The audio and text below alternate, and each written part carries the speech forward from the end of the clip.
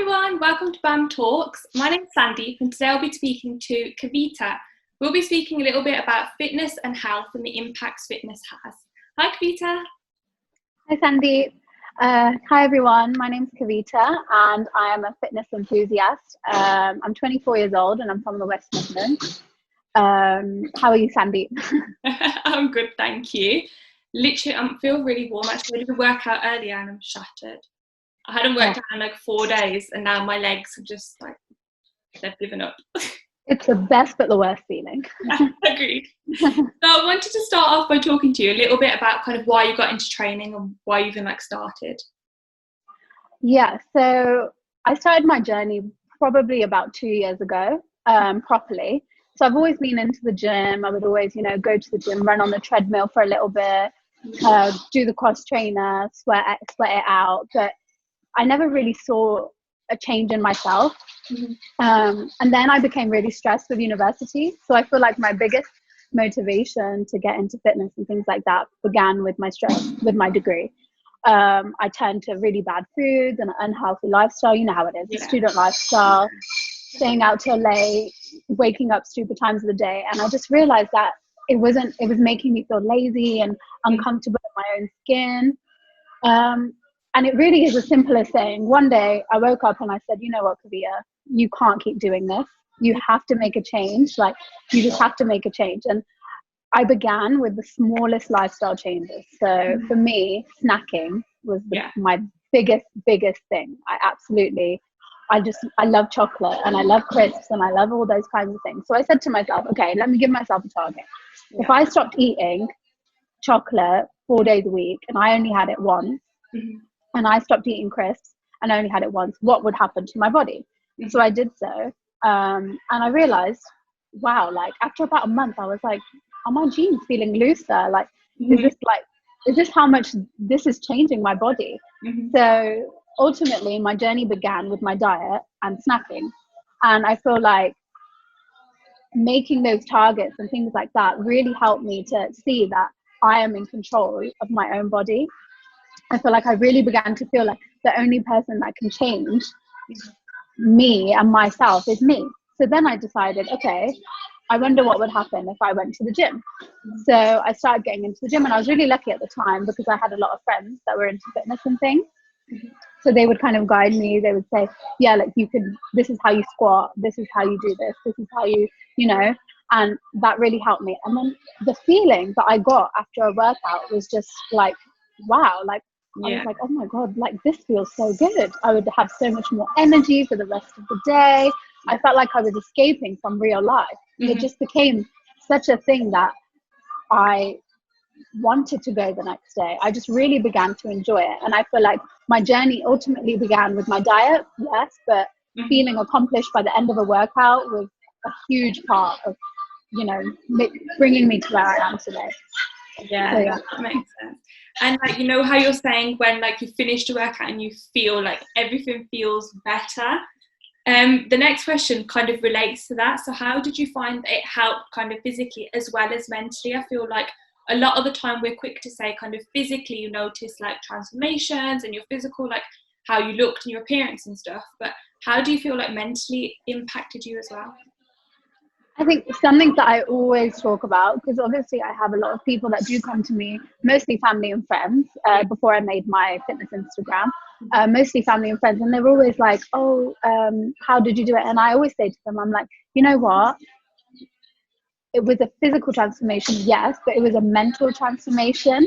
The confidence that I gained from feeling okay in my own body and looking in the mirror and thinking, oh my God, like, I actually do look okay, and my waist has got smaller and these jeans do look good on me, even though like physically it does help, but mentally it's just such a thing. And finding a passion for fitness gave me a discipline that I genuinely cannot like explain. I've never had this much discipline in my life. And and I think scientifically, like I'm going to talk about science, when we exercise we release a chemical called endorphins.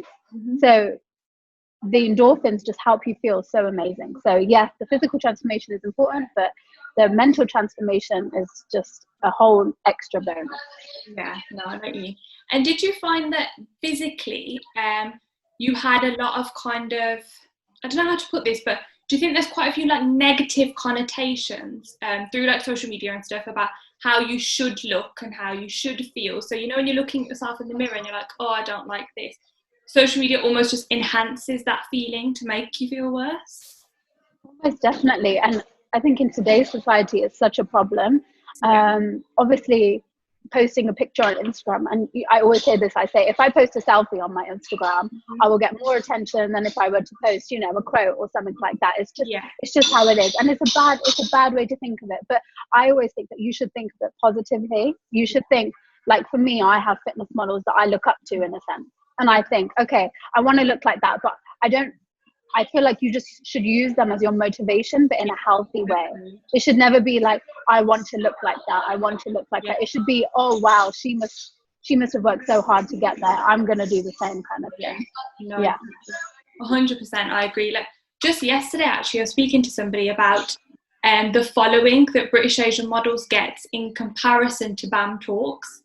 So kind of British Asian models, you can see it's got such a bigger following than BAM Talks because people want to see pretty people, and that is literally it. And with BAM Talks, it's more talking about real issues, and people would rather shy away from that, are not really as interested to see that. But I think that is like so unhealthy, both physically and mentally, because all we're seeing is this perfect body online that really no one has. Like, it's not realistic. I think the most important thing is actually feeling like healthy within yourself. So my thing was always that I felt too skinny. I'd look at myself in the mirror and, you know, I would see bone and I just hated it. And then I started to get really unhealthy. And it's so much so that social media was making me feel like, oh, you should stay that skinny because it's nice. It's what's, you know, the model look and all of that, which is why I started British Asian, because that's how everybody should look. Like, you should look how you feel healthy and how you feel healthy. So definitely, like like how you're saying, the same kind of happened with me, where people who I was looking at thinking, oh, their body is really, really nice, became more motivation rather than I want to be that. I just want to feel healthy type of thing. Yeah. So I totally get what you mean in that aspect. Definitely. So the next question is, do you think that everybody should train, not just for aesthetic purposes, but for their well-being as well? Do you think it's important? I think that training as a term is quite like direct. I think that small amounts of physical activity are crucial. I think from a 10-minute walk a day, around your house, around your garden, walking your dog, you know, things like that, doing some gardening, things like, it's just so important for your mental health. Yes, but it's also important for your physical health, you know, for a healthy heart, healthy lungs, things like that. It really is. And even if you don't feel like doing it, I just really think it's important for people to just get out there, do 5-10 minutes of physical activity. And when you realize how good it makes you feel, you'll want to do more. I can guarantee that. Yeah, no, I totally agree.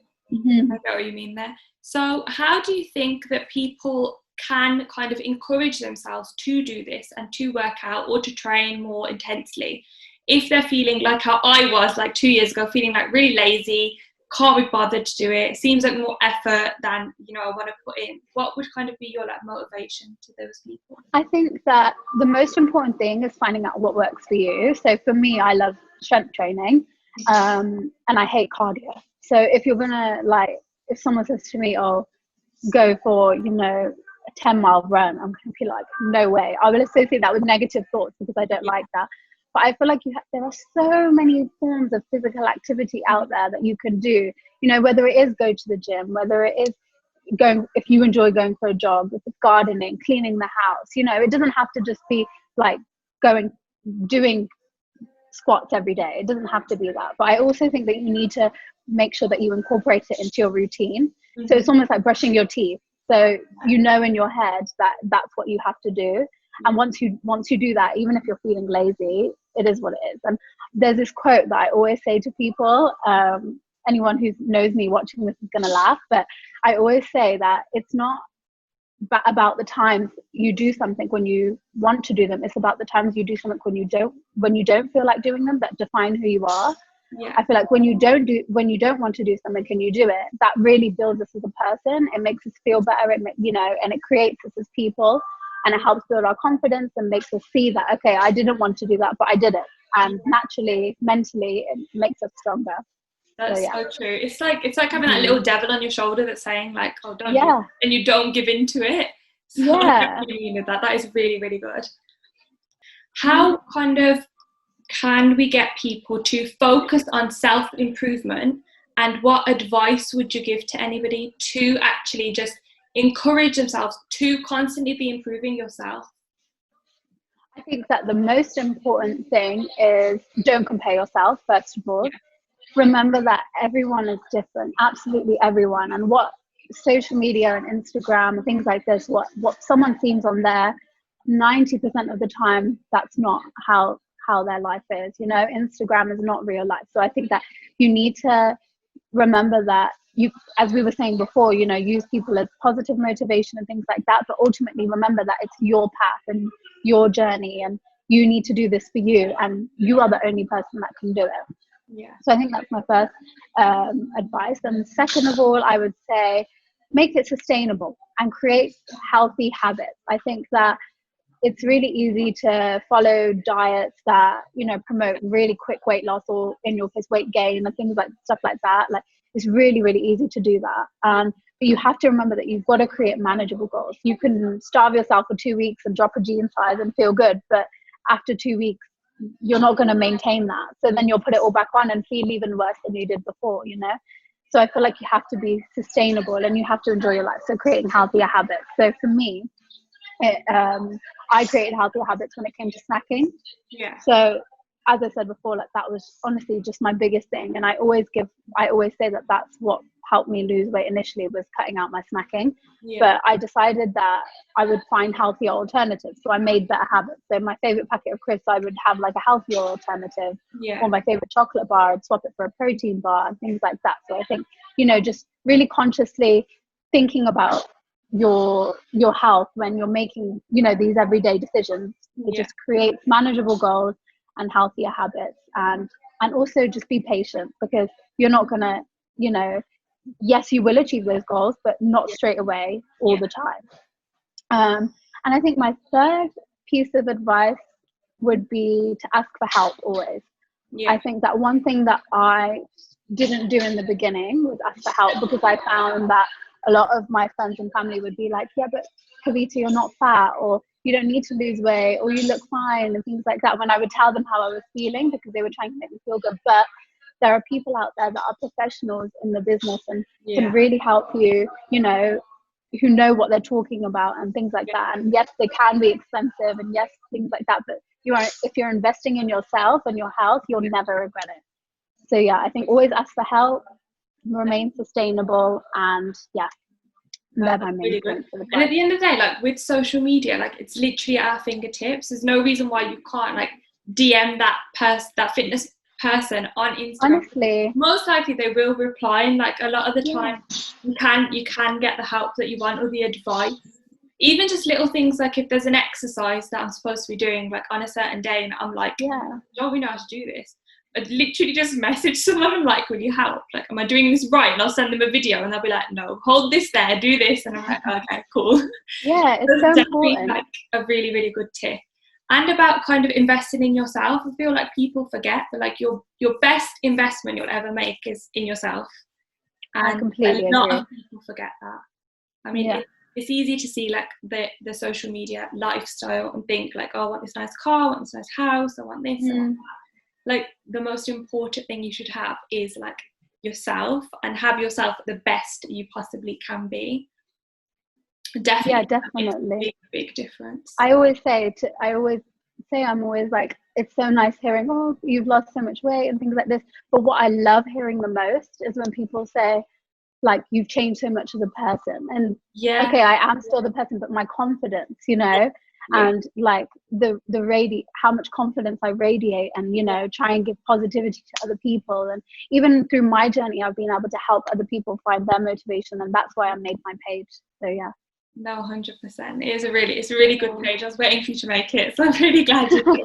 I'll tag Finally and stuff below so that everybody can go and have a look. But thank you so much for having this chat with me. It's been brilliant. And it was so nice I'll tag all the accounts. Please go follow Kavita and have a look at what she's doing. If you need any help with anything, I'm sure she'll be happy to help you guys. Definitely. All right. Thanks, Kavita. I'll speak to you soon, okay? Bye. Take care. Bye.